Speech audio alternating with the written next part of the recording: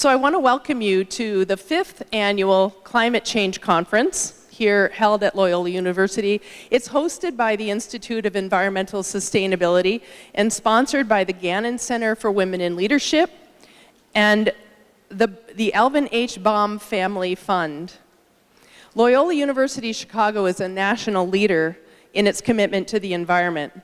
And we express this both in the extraordinary investments that the campus had made in greening our campus and our buildings over the past 15 years, and also developing the Institute of Environmental Sustainability itself. We now have 350 students that are majoring with us in 6 different majors, and we continue to grow. We recognize that climate change is the global grand challenge of the 21st century, and this conference seeks both to raise awareness and call us to action.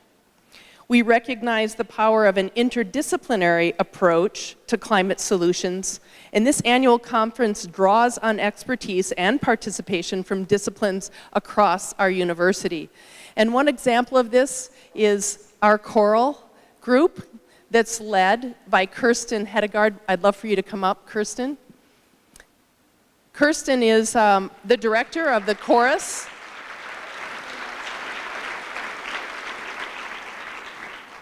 I'd also like to invite Sandra Kaufman, is the director of our dance theater. And Phoebe Coakley. Phoebe is a recent alumni of our dance program here at Loyola, and I'm going to hand the microphone over to Phoebe. What we're going to be blessed with at this moment is a wonderful performance that these women have put on with their students. In a way, it allows the Department of Fine and Performing Arts students to advocate against climate change through their art. So please help me in welcoming these wonderful artists to our stage. Thank you so much.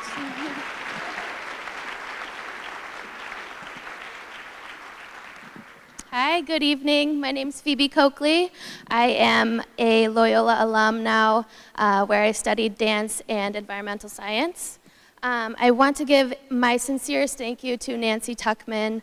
Really, we are so honored and grateful to have this collaborative opportunity with IES and applaud all of the hard work everyone has put into making this conference successful yet again.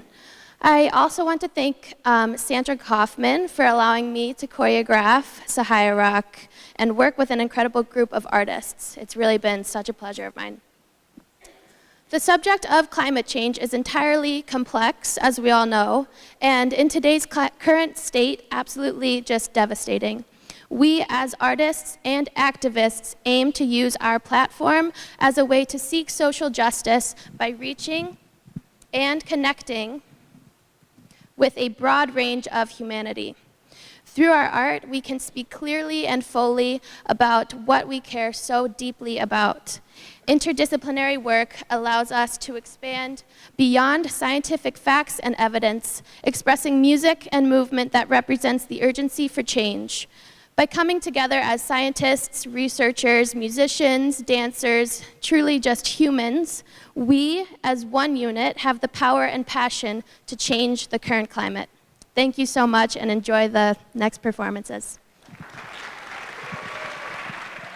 On dark nights, when thoughts fly like night birds looking for prey, it is important to remember to bless with names every creature that comes to mind, to sing a thankful song and hold the magic of the whole creation close in the heart, to watch light dance and know the sacred is alive.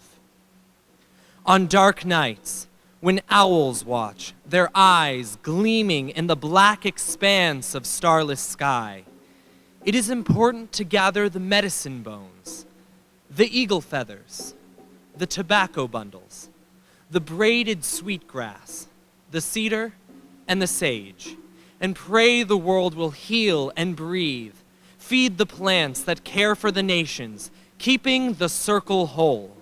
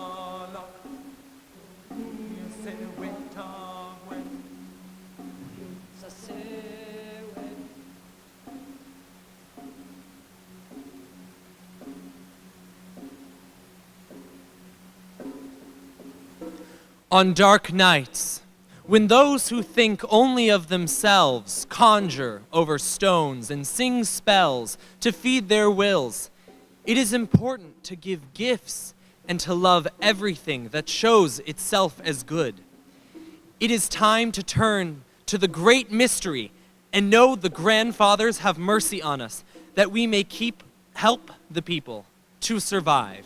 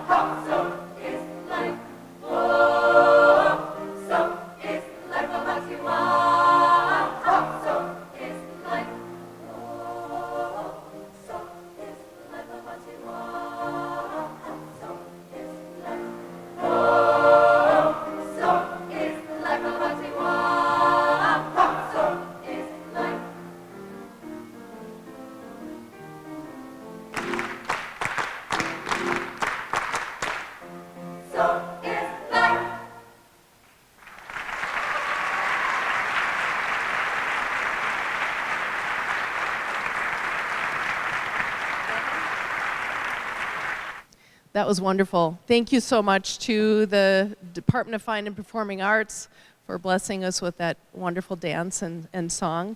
And now I would like to introduce the university president, Dr. Joanne Rooney, who's going to tell us a little bit about Gina McCarthy and probably tell us a lot about the basketball game that we just won. Good evening, everyone. Is this, okay, now it's on. As you can tell, I'm still in uniform from the game earlier today. And I was told don't take it off until after the next one on Saturday. And you know, it's great that we are celebrating that, but let me kind of bring us to the present and be present together, because on the behalf of our Institute of Environmental Sustainability, and as we refer to it, IES, the Gannon Center for Women in Leadership, the Alvin H. Baum Family Fund, and especially the students, faculty, and staff and alumni of Loyola University Chicago, I really am honored to welcome you to this 5th annual Climate Change Conference. And it's an exciting time. Yes, there is the basketball team, but what's most exciting is even the attention that that team has drawn to Loyola University. Because through that, when already people are asking us, what's more going on at Loyola? And we can talk about what's happening here today and for the next several days, and many of the other wonderful things happening on this campus in maybe ways that we weren't able to before. So it's a tremendous opportunity for all of us, and I'm so glad to welcome you here today. Because the theme for this year, climate change and human health, 21st century challenges. This is so much, but it creates an amazing challenge for all of us to take up.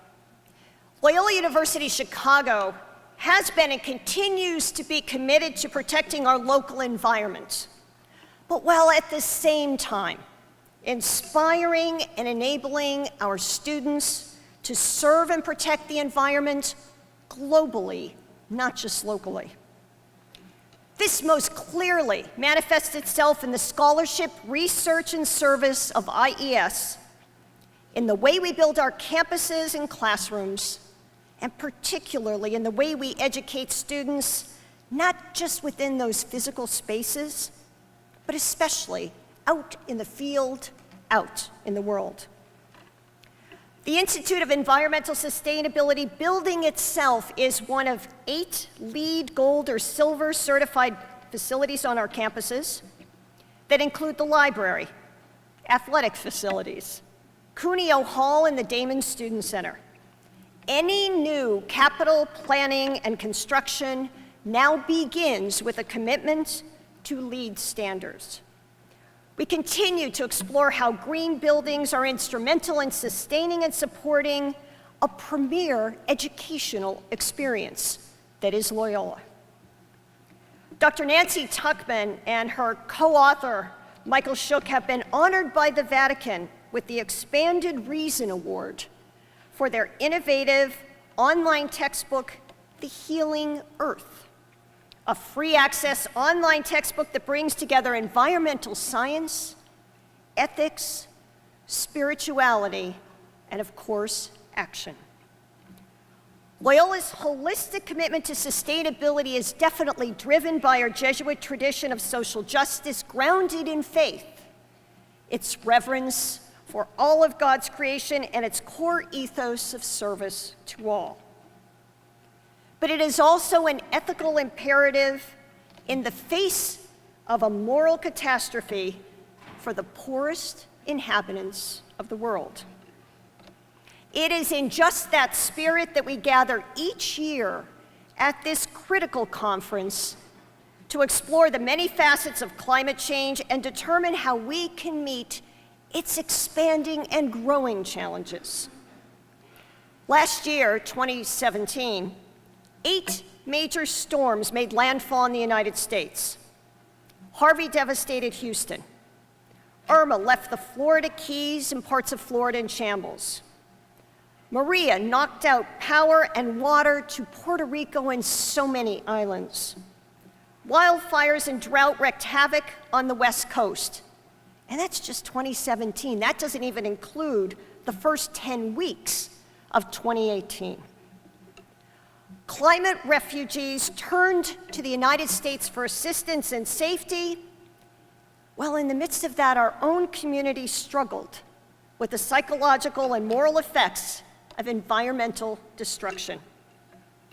These major climate events and their collateral impact have left countless human health emergencies in their wake.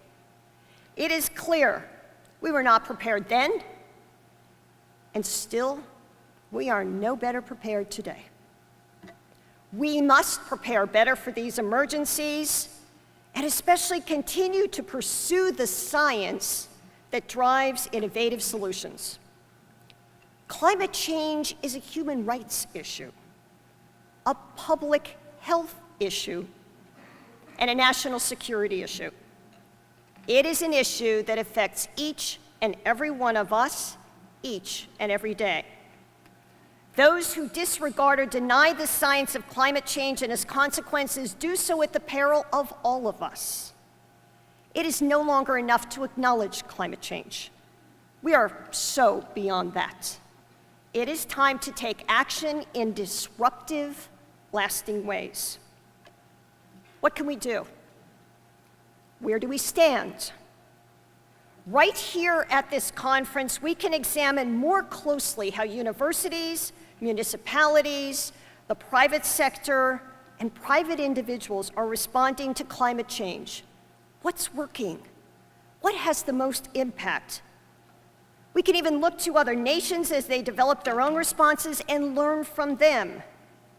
We need to look to each other, partnering to achieve the greatest leverage and the greatest results. We have the knowledge, we have the motivation, and I believe we have the tenacity to effect change.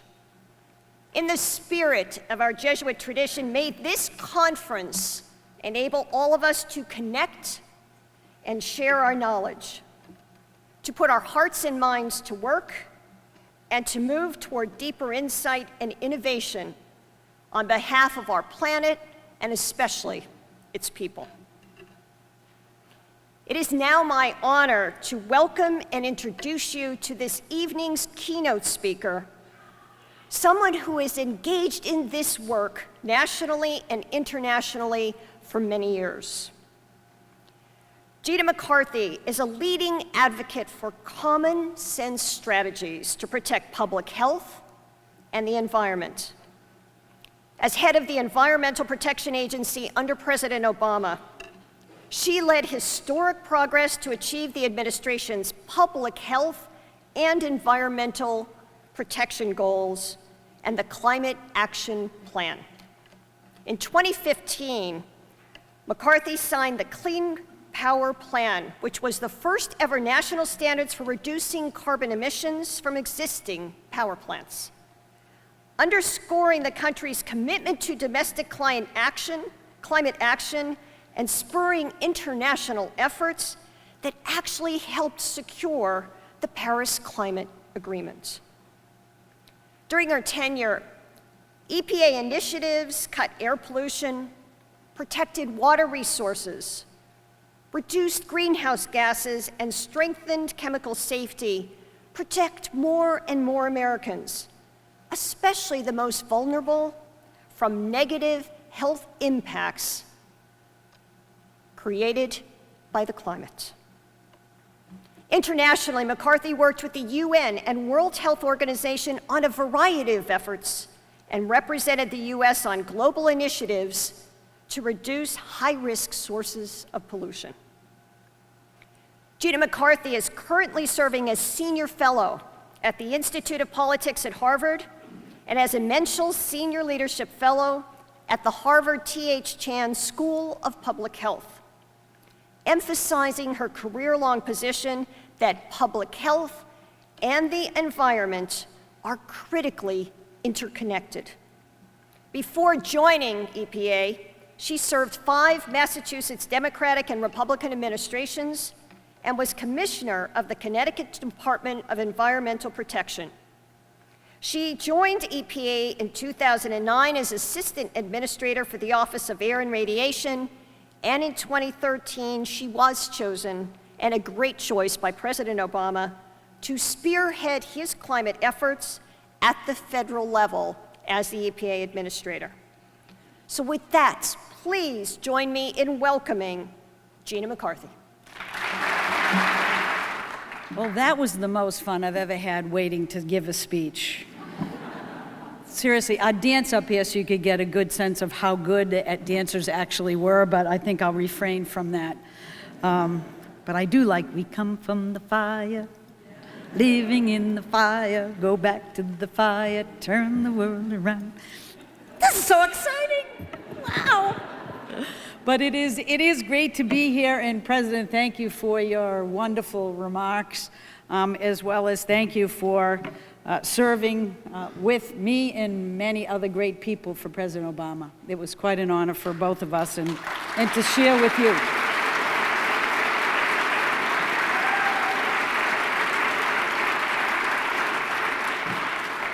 And thank you to Nancy and Jan for hosting, and for everybody for being here. Wow, people upstairs too. Hey! Well, listen, I'm hopefully going to give a speech of hope, because I'm feeling pretty excited, actually.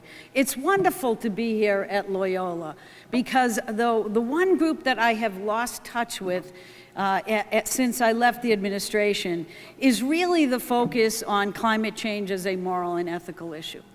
You know, we can all agree that, well, at least in this room probably, that it is a public health and a national security challenge, but I don't think we ever want to lose sight of climate change as really the ultimate challenge of environmental justice and poverty.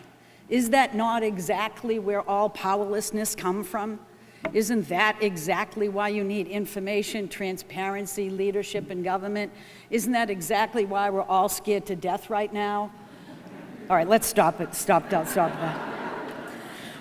But really, I do worry. I have to say, I think we live in what I like to call very uncertain times. And I don't think we can avoid a discussion of that, and I'm certainly not going to, because I worry about EPA. I worry about an agency that has had 47 years of tremendous success, all of a sudden being looked at as a threat instead of as a protector, which essentially EPA is. It's delivered clean water for us to drink, clean air for us to breathe, safer places for us to live, go to school and work. And all of that work was done as we had a tremendously growing economy.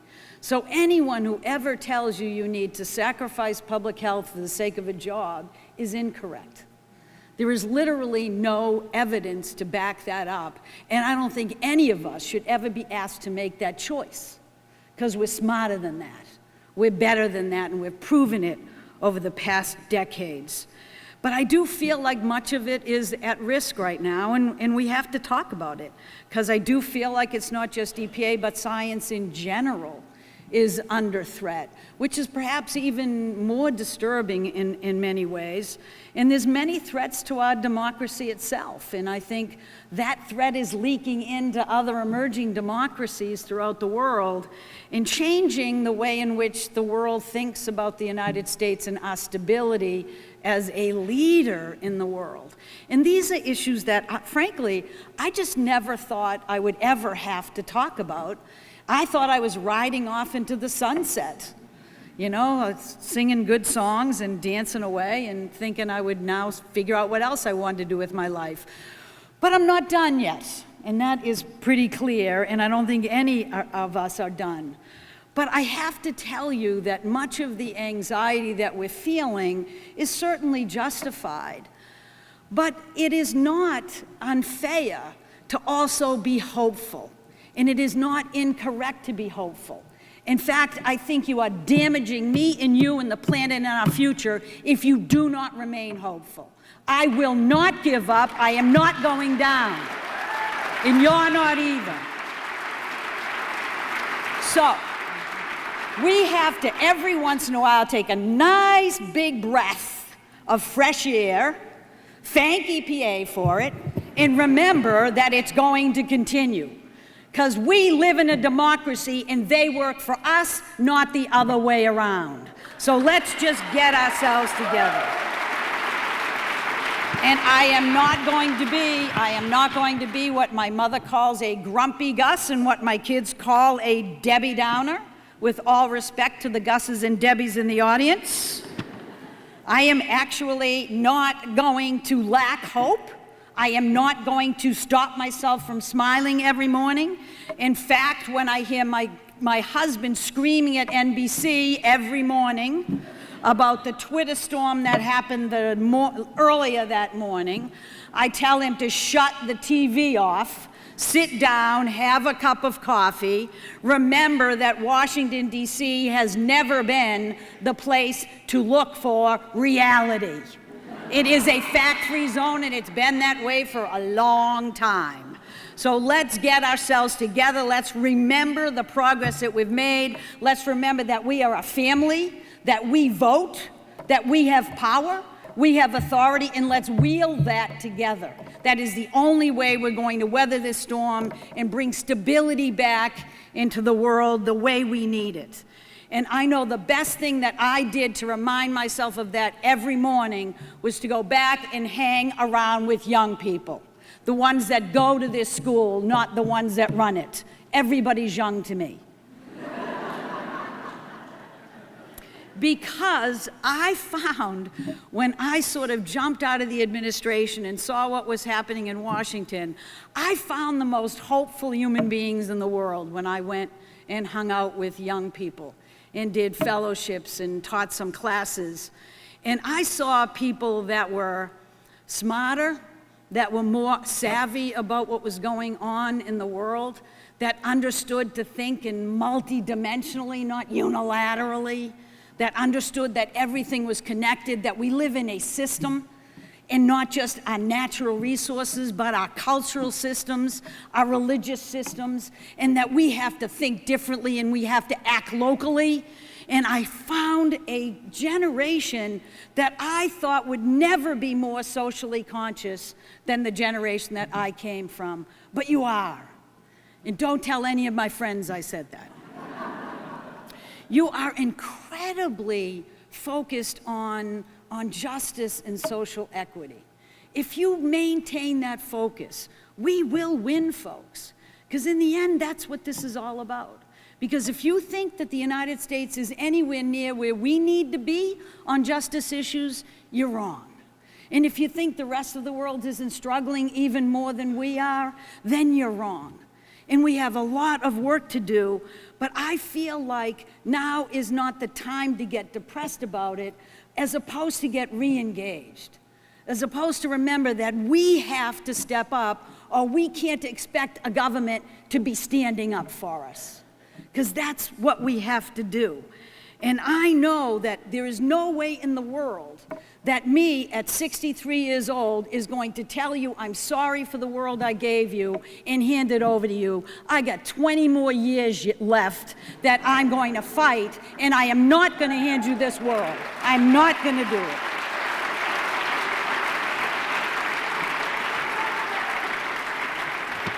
You know, I'm really kind of embarrassed that we have a world where all of a sudden environmental issues and climate change have become partisan. Because as President Rooney mentioned, you know, I worked for 6 Republican governors. I don't think I'm evil. I actually made really good progress. I actually was appointed by Governor Dukakis. Does anyone remember him? He blew his entire presidential election bid by putting on a helmet and riding around in a tank. Don't do that if you're running for office. Certainly, nobody looks good in one of those things. But I also left during the middle of the administration in Massachusetts. That was Governor Romney's administration. I worked for him. I developed a climate action plan that we actually announced in Massachusetts under Governor Romney. So don't tell me that environment or climate is a partisan issue. Not if you work it. Not if you make it a people issue instead of an issue where somebody can claim benefits and while others claim lack of benefits and costs. It's ridiculous. It doesn't work that way. If you think about it, in the United States of America, the first big environmentalist was Teddy Roosevelt. Last time I checked, he wasn't a Democrat. He started the National Park System. Guess who actually pushed the Clean Air Act amendments of 1990? George H. Bush did that because he was bouncing off the Reagan administration, which got themselves into a lot of hot water by trying to dismantle many things at EPA. Guess what's going to happen in a few years, baby? Bounce, bounce, bounce.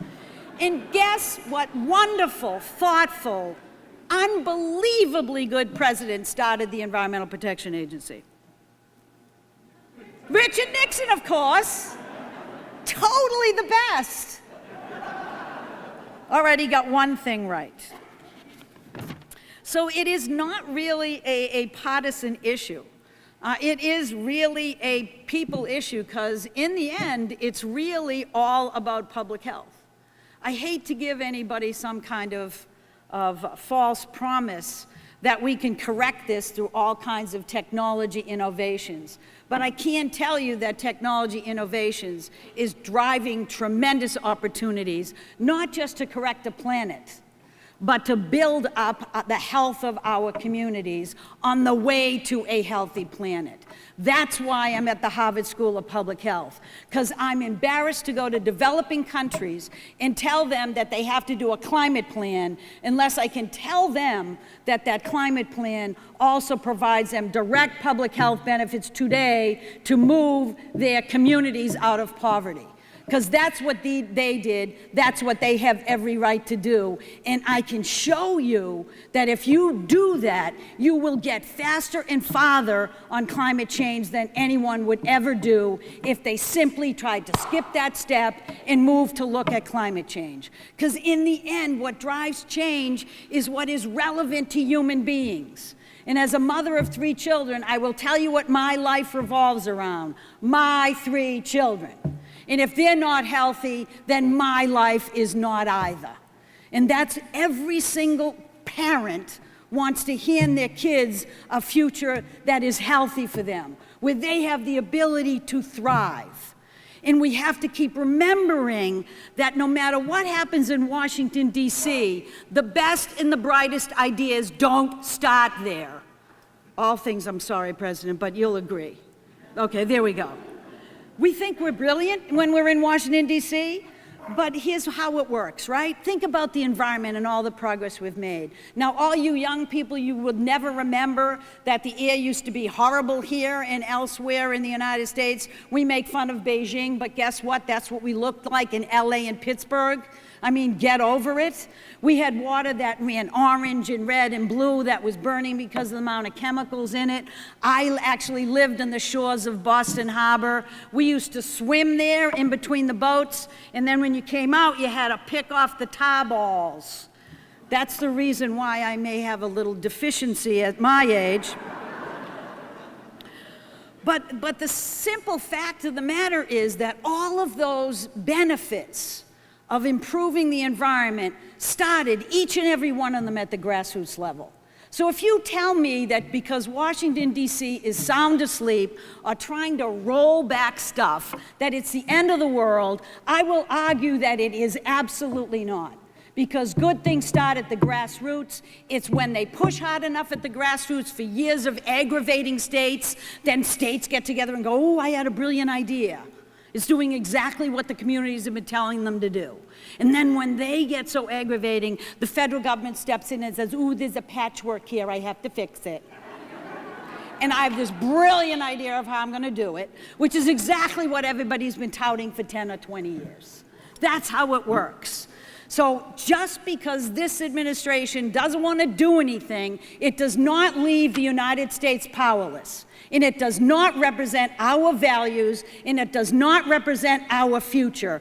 And just because they want to go back to basics, we are not going back to basics. We are going back to public health. We are going back to our values. We're going back to our moral standards that we have held dear and that has made this country great. We are going to invest in science. We're going to recognize it. We're going to follow the facts. We're going to do what the law says, because that's what we do in the United States of America. That's what's made us great already and will keep us great. That is it.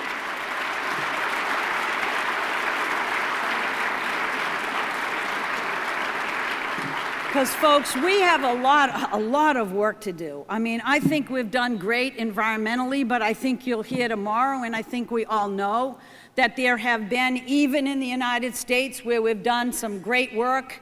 Frankly, in the developing world is much more challenged with conventional pollutants than us. But you will go to communities, if you open your eyes and travel, you will go to many communities in the United States of America that have been left behind. And that's not excusable. It's not right, and it can't happen. And as we look at challenging ourselves to correct these inequities and to address the challenge of climate change, environmental justice in those communities must be on the, as my daughter would say, on the tip of my brain. That's where they have to be. Never let them out of your sight.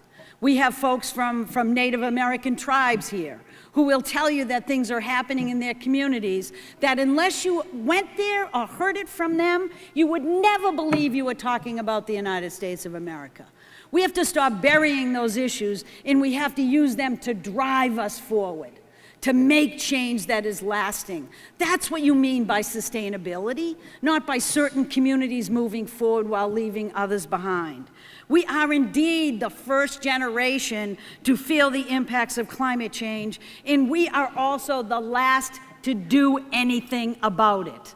That was President Obama's mantra, and he knew that climate change was not just a moral responsibility, but it was a fundamental public health challenge. It was a national security challenge, and he knew that in the end, the environment really is all about poverty, because it's powerlessness that makes those communities stand behind. And if those in power don't share their power, don't use information, which still is power, then we will not be able to all move this country forward. Now, I know you're all reading about rollbacks and you're probably all flipping out about it.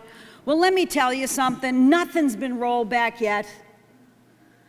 An announcement doesn't trump a rule. Pun intended.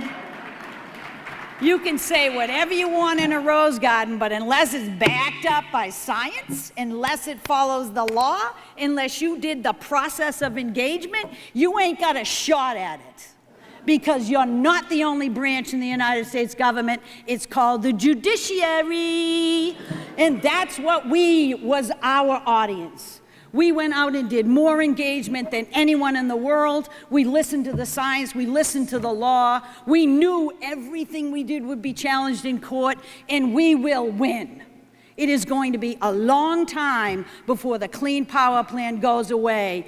And if it does, you need to keep one thing in mind, that the Clean Power Plan was following the actual change in energy in this country that is already continuing, where states are already surpassing what we were asking them to do, because the clean energy train has left the station in the United States, and it ain't going back because it's built into the market. And once it's in the market, it's not going anywhere.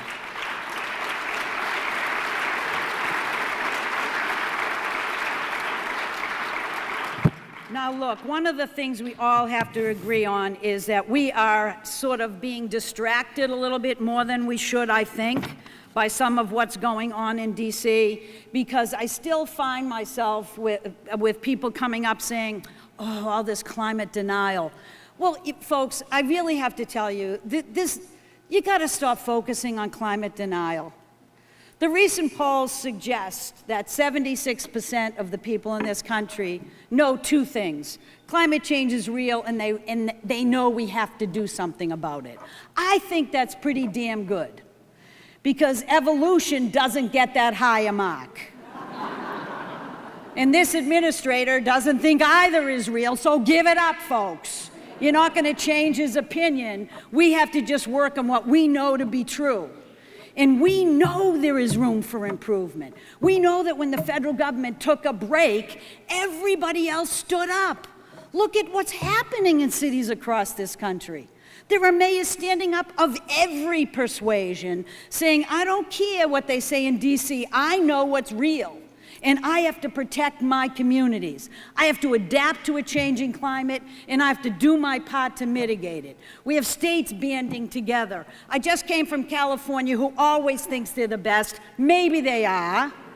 But I came from Massachusetts, and we're part of a kick-ass group called the Regional Greenhouse Gas Initiative, and we're going to expand. New Jersey's back in the fold. Virginia's thinking about it. These are ways that we can keep the momentum moving forward. So if you have friends in Virginia, give them a call. Tell them what's taken them so long. And listen, we know what the science says. There's no denying it. 3 facts you always need to keep in mind. Number 1, climate change is real. Number 2, man-made emissions caused it. Not anthropogenic, man-made. And number 3, that's why women need to rule the world.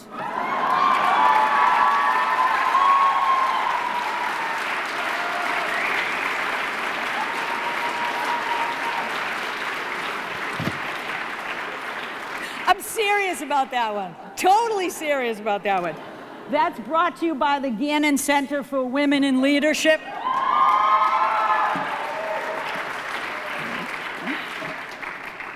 Listen, the most important thing you need to understand is that this administration came in with a bit of a list of things they were going to do. And if you're the EPA administrator, you've got to understand that you're actually beholden to science and the law, and you're beholden to what the public tells you they want to do. How much can a democracy continue to make steady progress moving forward so we're not testing a decision between jobs and growth? Now, I know better than anybody that the coal industry is suffering, but I also know it's been suffering since the 1980s. It is time for the leaders in those states to stand up and demand resources to give rural communities a shot at a stable economy and a way to grow jobs. I happen to think that it's more important for them to do that than it is for them to get reelected. So be serious, be honest with people. Let's talk about the rural economy in the United States of America. Let's roll up our sleeves and see how you keep growing jobs. Let's not pretend you can bring back coal just because you want to actually say something that the coal miners might like. Sometimes tough love is what you need to do, and you need to tell people that there is a different world that we're approaching. That coal no longer is marketable in the United States of America, that there are ways in which you still have to earn a living. Let's figure that out together. And we have to remember that this administration not only came in with a little list of things to do, but they came in not wanting the career staff at EPA to actually have anything to do with decision-making or preparing those rules. Now, the one thing I know for sure is that EPA is filled with 15,000 of the most dedicated public servants I know. They are public servants. They are the smartest people in the world, and I would have failed miserably if I didn't have them in at every step of every discussion.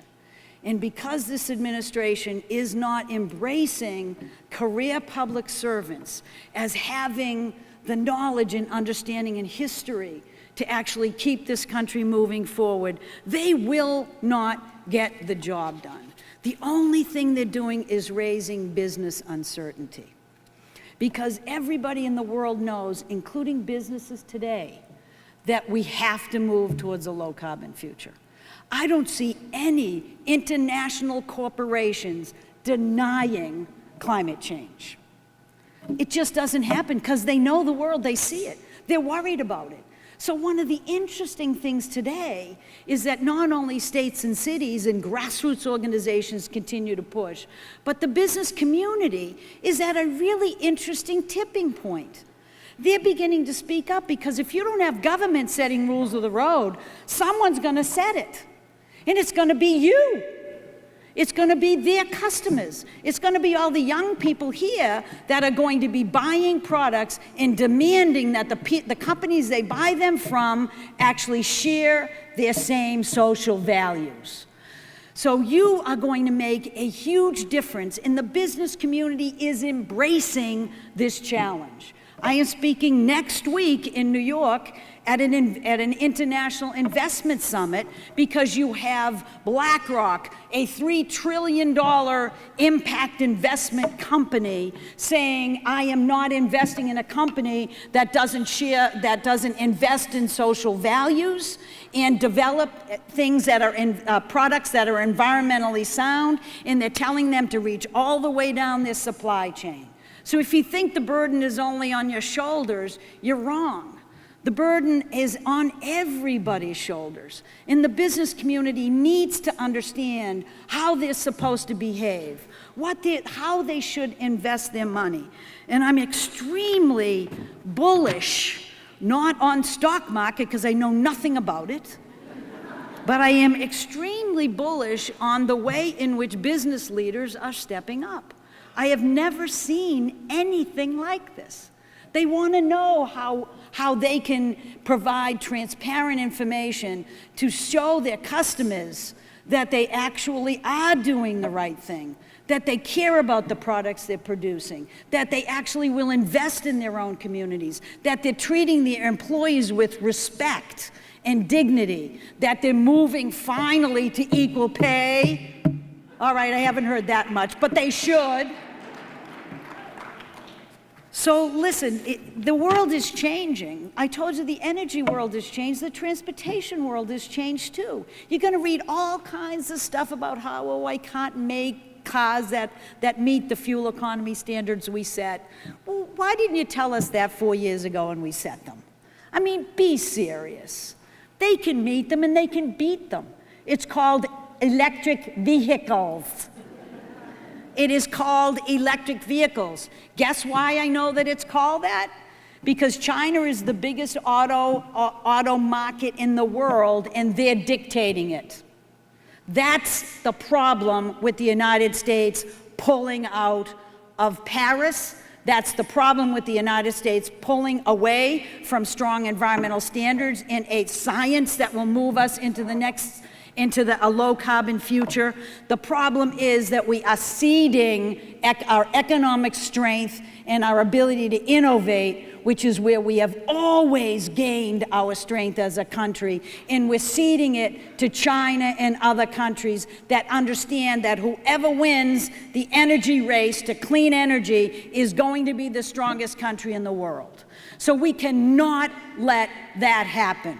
We have to embrace businesses. We have to invest in businesses that care about our social values. If we don't buy our sports equipment at Dick's, shame on us, because we will not have honored the students that were out on the streets yesterday talking about gun violence and taking action to stop it.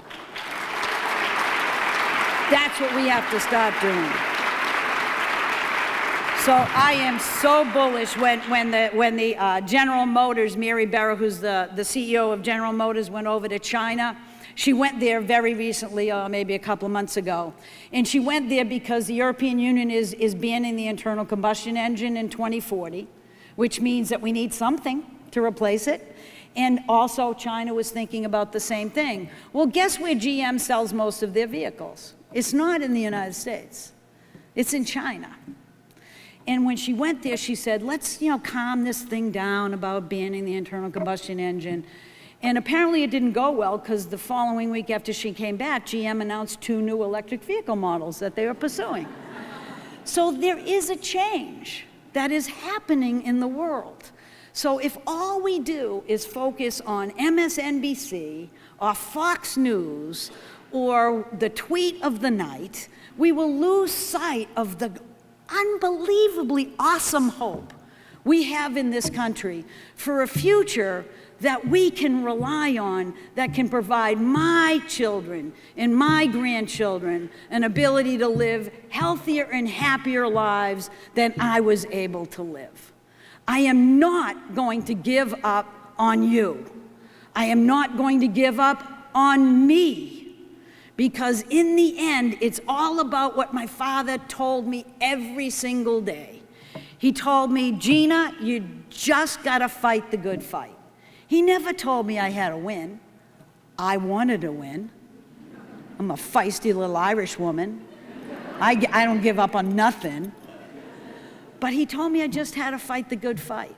And the other thing he told me is exactly the message I'm going to give to you now.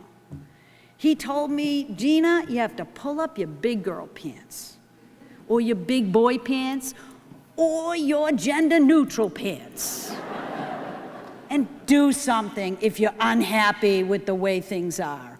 We still have the power to do it. Don't let negativism bring you down. Don't let anybody tell you that the future is not yours to shape, because it is.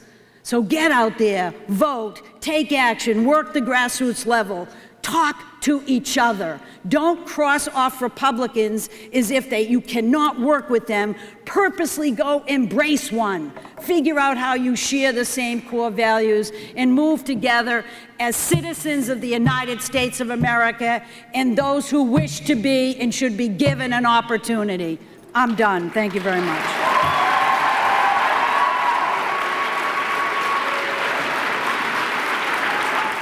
I want to be Gina McCarthy. Live in your world. Thank you so much, Gina. We would like to open it up for questions. In our tradition of the Climate Change Conference, we like to encourage students to give the first few questions. Actually, I only want questions from students. She only wants questions from students. Way in the back. Yes.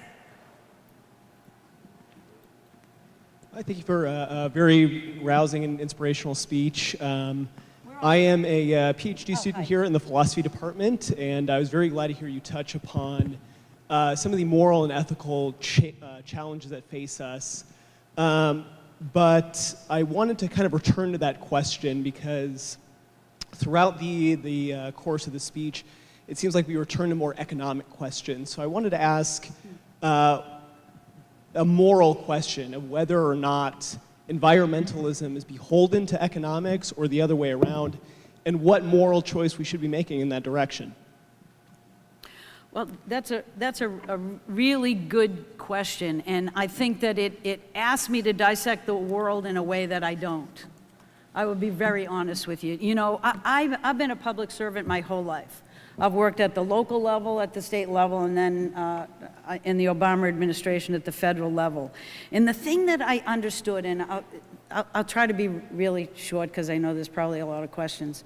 Well, I am succeeding at being short. The thing that I learned early on in my career is that, especially you learn this at the local level, is that democracy is really about making steady progress. You know, if that steady progress brings big leaps in technology that gets into the market, you can make big leaps forward. But it isn't about what my best answer is. It's about what democracy tolerates.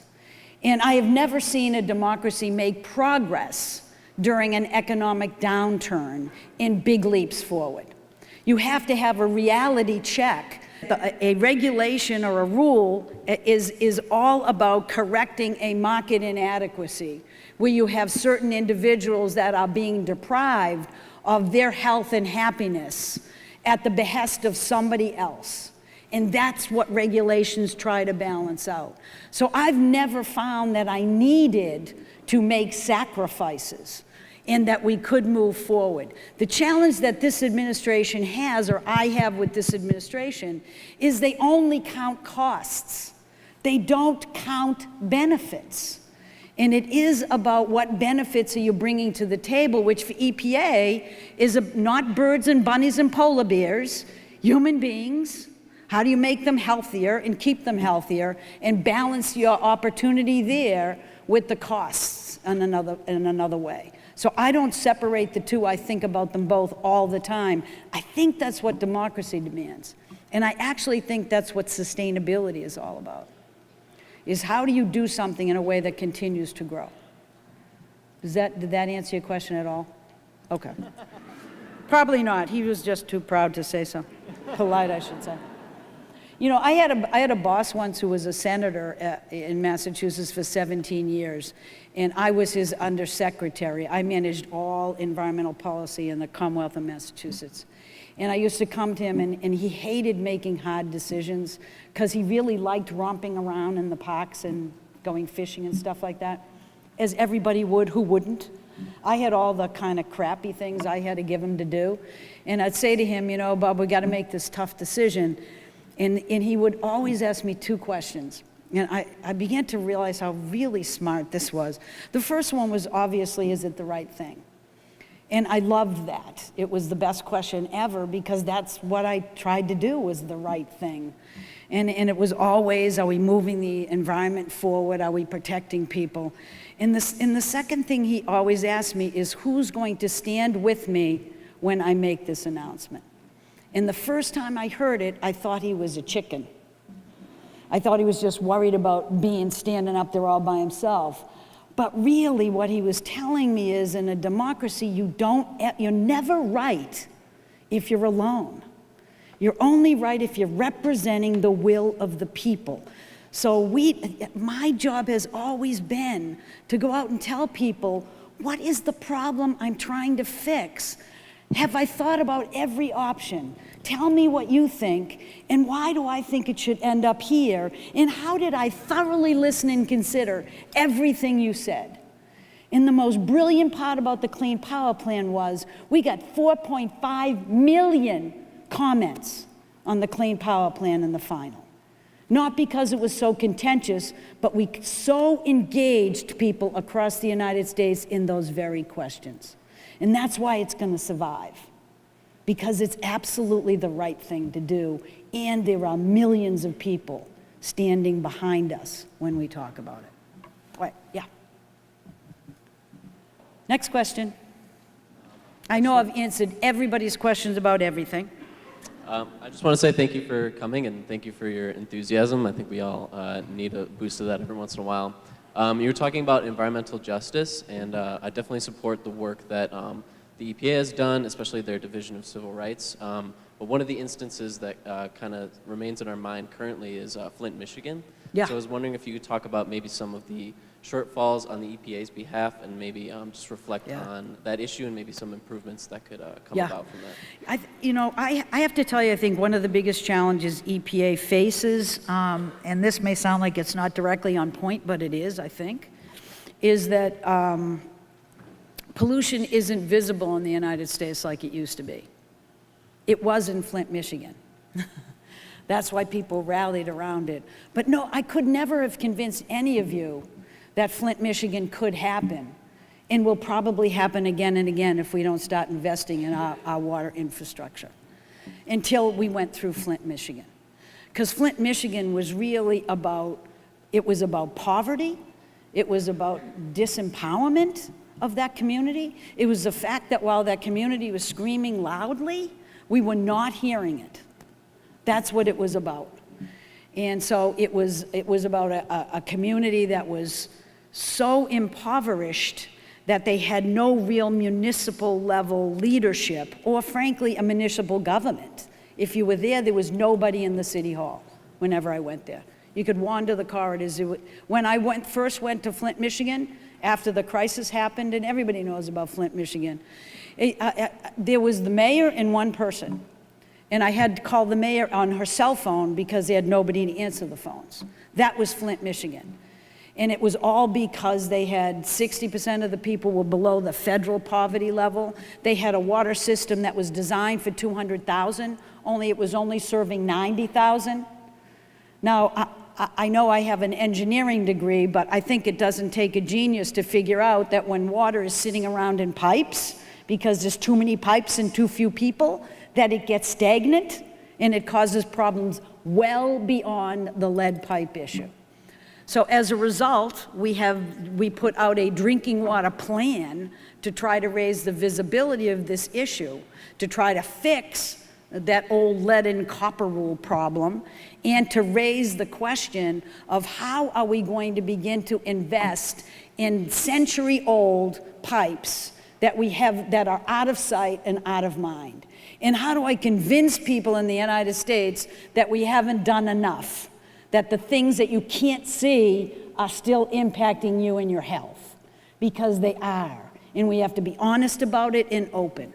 And so Flint, Michigan was a problem of poverty, a problem of the state not doing its job, and a problem of EPA, too little too late, recognizing that the state wasn't doing its job and not jumping in quickly enough, not hearing the backdrop of the community itself, except through the filter of the state. That's not what we should have done, and I think the only reason that that can happen is because of the powerlessness of the community to speak, and that should never happen. Okay, did that answer your question? I tell you, I'm 63, I need a facelift. I do not know how we can have 100-year-old drinking water systems and think they're not needing to be invested in. Wait till you see when I'm 100, I'll be miserable. I'm sorry, you have more? Over here? Okay. Hi, I also want to say thank you for coming to speak here. I love coming to the climate change conference. Early in your speech, you mentioned how Trump's rollbacks probably wouldn't go through because of the judiciary part of the government, and I was wondering, is there anything that the Supreme Court could be doing to stopping him from suppressing the power of all these environmental protections, and should we be pushing the Supreme Court to start stepping in? Well, they are actually in some ways stepping in, and they've provided us a really solid framework for the Clean Power Plan and other initiatives.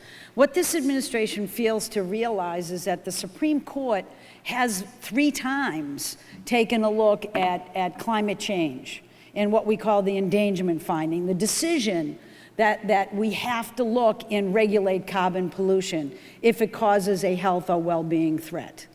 And so they've been very clear, 3 times they've been very clear on this. And so without question, if they should somehow figure out how to do the job they need to do to get rid of the Clean Power Plan, it will go to court.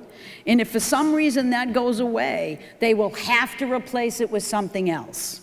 And one of the reasons why I think you'll see the utilities themselves don't actually want them to get rid of the Clean Power Plan, because they've already crafted their investment strategy to be well beyond where they need it under the Clean Power Plan. So utilities, hold on to your hats, because if it goes away, you're not getting such an easy ride moving forward. And they know that. So did that help? Yeah. So the Supreme Court gets there, and they'll probably be seeing all of these things, but under the Clean Air Act, the court of cognizance that looks at it first is the DC Circuit, and they're very professional. They always handle Clean Air Act cases. That's where they go. And if they appeal that, it goes to the Supreme Court. So you will see a lot of these things actively being pursued at both levels. I'm not calling on anybody. Okay, I'm calling on that person. Hi. Hi. You briefly mentioned some of the injustices inflicted on some of our indigenous communities, and I was just wondering if you could elaborate a little more on how we can elevate their voices when mainstream news media is not, and how we can be better allies and accomplices to these groups. You know, I honestly think that the work that the Obama administration did, and certainly the tribes can speak to this either now or the tribal representatives can, or tomorrow. The visibility of the Native American issues in the Obama administration was extraordinarily high. I don't think there was ever such a close alignment between all of the cabinet taking on the issue of trying to establish more concrete sustainable relationships with Native Americans to address issues. He actually had a White House conference every year where the president himself went. He had a Native American council that was established. Each of the agencies then established their own. We met in subcommittees to review and make paths forward. EPA, I'm proud to say, was the first agency that established a tribal treaty rights policy, so that we recognize that tribal treaty rights are the law of the land, and we were not going to ignore tribal treaty rights. They were front and center. We made very difficult decisions in the state of Washington and the state of Maine that are in the courts right now to make sure that we were providing an opportunity for those tribes to have access to fish that the United States of America promised them they would always have access to and have not provided it, and water quality that makes those fish absolutely livable and those fish communities sustainable. So we have made big progress moving forward, but I think moving from working in New England to the federal level, there are some things that you see that are so eye-opening, and honestly, the tribal work was for me probably the biggest eye-opener.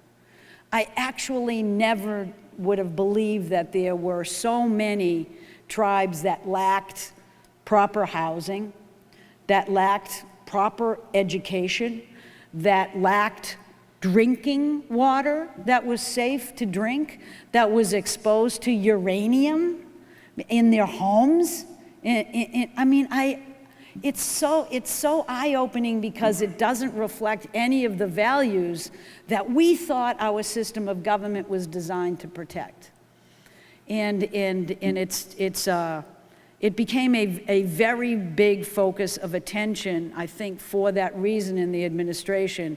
I was proud of the progress we made, but I know that progress isn't continuing. But I also know that there is a framework that we set up that could be reactivated. But honestly, it will take all of our voices to speak for the tribes, because the tribes have too few people in too remote locations without the technical and legal support that they need to have their voices heard without us speaking with and for them. And so I think we really need to give some real thought to how we elevate our voices and recognize the obligation we have to Native Americans in this country. It is a shocking situation in many areas. Okay, that was a bummer, but that's the way it is. Well, I don't know that I'm going to make it any lighter, but so I'm Rachel. Hi, Rachel. I'm an undergraduate and dual master's student here at Loyola with degrees in environmental policy, history, philosophy, and public policy, not to toot my own horn. Are you kidding me? Seriously? No, I'm not. I'm never leaving here.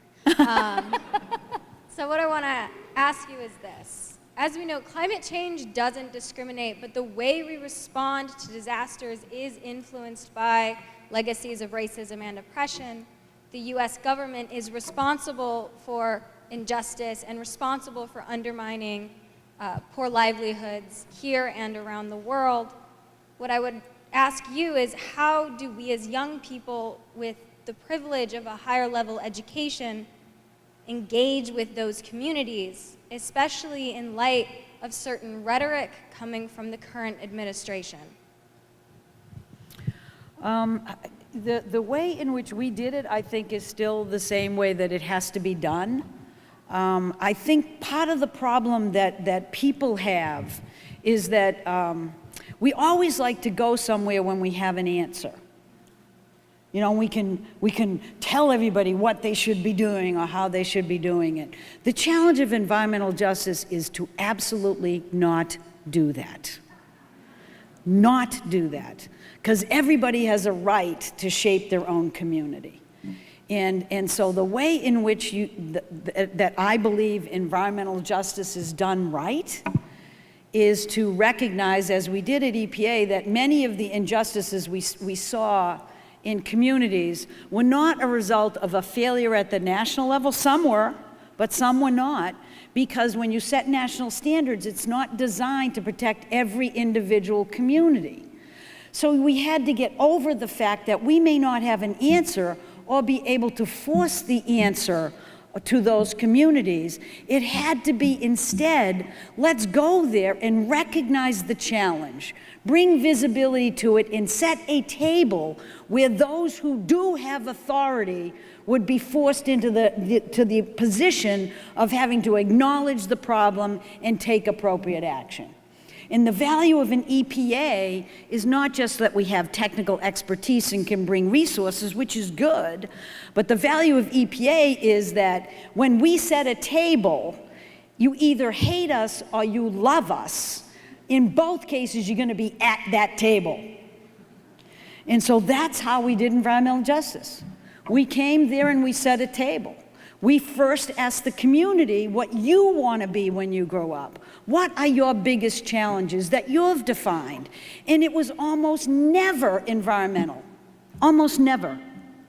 But it didn't matter, because if what they said was they need to have a bike path to bring more, like I remember going to Broad Street in Memphis, Tennessee, which was an abandoned community of small businesses. They all closed because it got high crime. They had a roadway that zipped right through it. It was left behind. They wanted new transportation.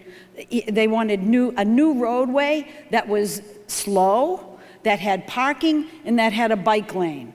And as soon as we did that, we got money for that, there were people on those streets. Small businesses came back. We were able to then point them to housing and urban development to help support some public housing. And all of a sudden, a community gets more empowered to be able to demand changes in environmental protection for them. And so it doesn't matter. You have to respect a community and go there with a willingness to actually work together as you do in a way that respects all of their needs and allow them to craft their strategy moving forward. Because they will get at the issue you want them to get at, but they'll get at it their own way and at their own pace. And if you're not able to defer your own judgment and allow communities to dictate their solutions, then you will never be successful.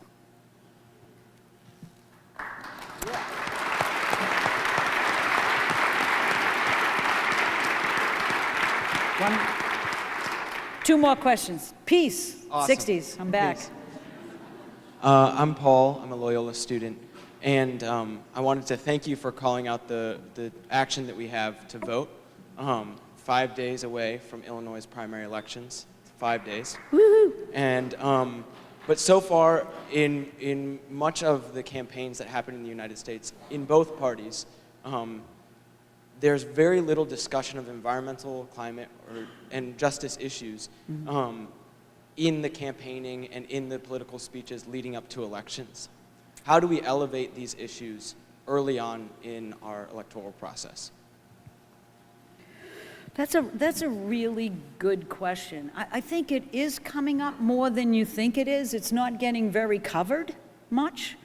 I think the challenge that we face is that, you know, environment has always been under the gun. I mean, I have never been anything other than the center of controversy. I take great pride in that. If none exists, I make them. You know, it's always been, and as I said, the ebbs and flows of the environment have a lot to do with what the focus is. If the economy is going well, people usually, you know, give you some slack and they'll allow you to do things. And in a bad economy, it's usually exactly the opposite. But the challenge that we have today is it's just become part of a partisan platform. And climate change, I think, was part of the reason for that. I can't tell you that I could have done it any differently to avoid that outcome. I don't know how I could have, but I thought about it a lot. But I honestly think if we return to the core values of public health, that we will get there and we can embrace those challenges. I think sweeping the current challenges that we face from a public health perspective is probably not a wise move and can be brought up in a way that's relevant to the constituencies you're trying to get to vote for you. So I would not want you to hold somebody accountable and think about not voting for them because they're not standing up and waving a climate change flag. If they're waving a flag of public health, which raises issues that way, it will get there. And so I think we just have to be a little bit patient. And I will tell you that I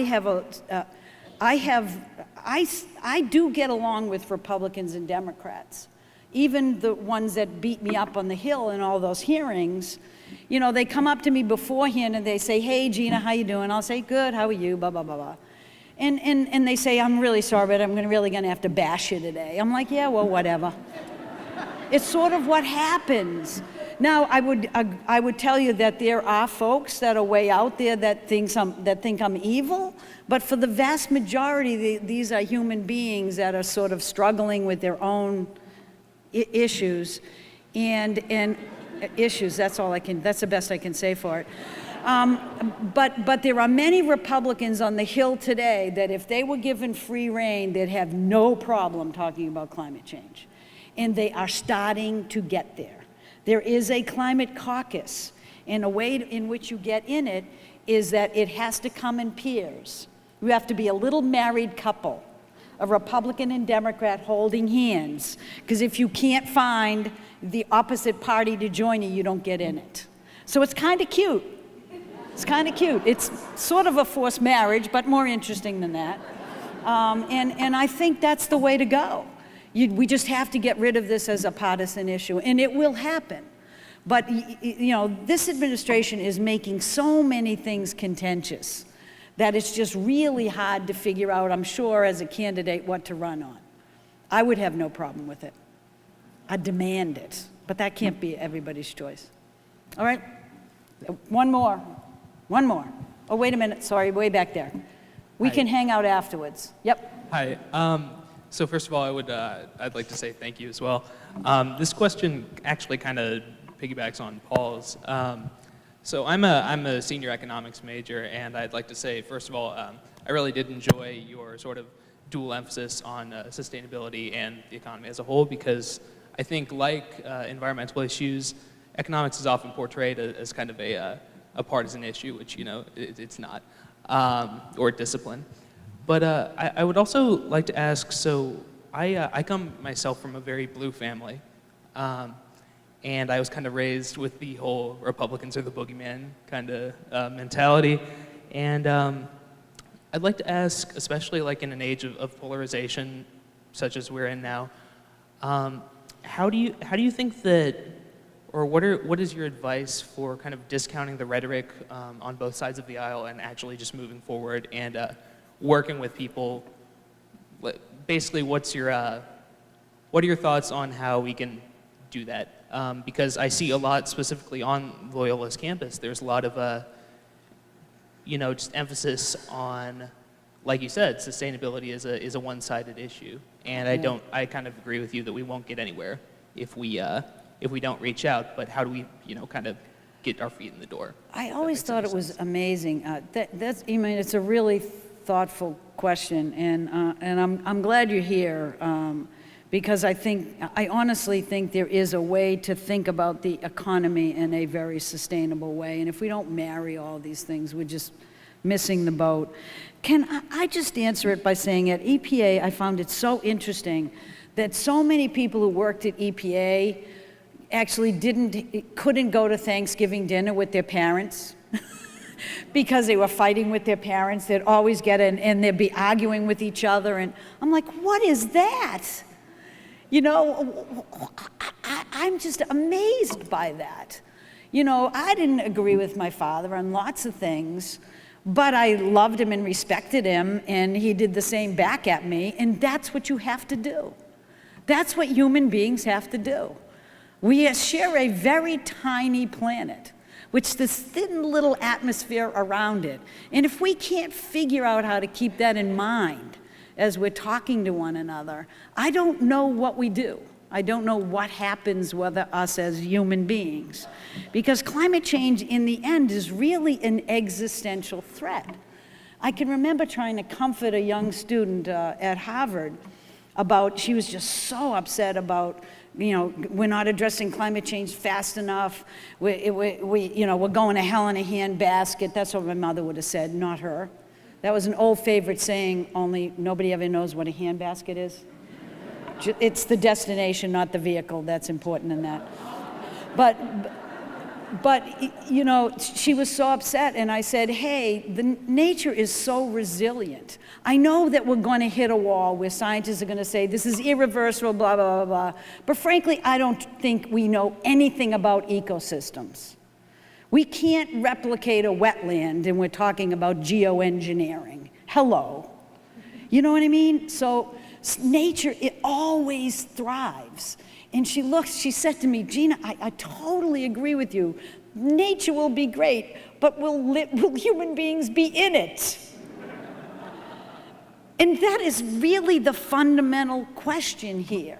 And if we can't figure out how to talk to someone about our own families getting along, about our communities thriving, about our responsibility to not just thrive ourselves, but to bring others with us and raise them up, then I don't know what humanity is all about. But that's what I live for. That's what you have to live for.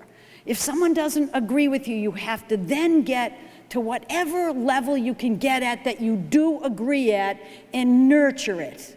Get a trust relationship and the rest will follow. That's what you have to do. That's what we're here for. Thank you very much.